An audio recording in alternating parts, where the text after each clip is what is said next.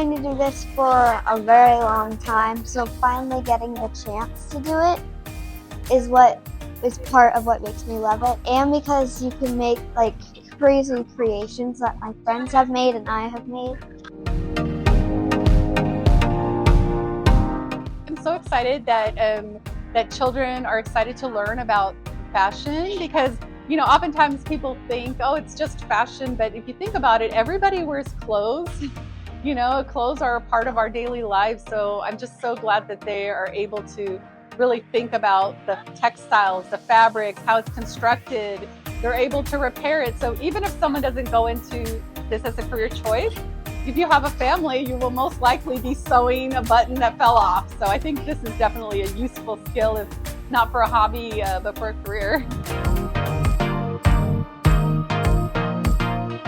And I definitely think if you're really about looking good and loving to just put crazy things together and make it look good, this is for you.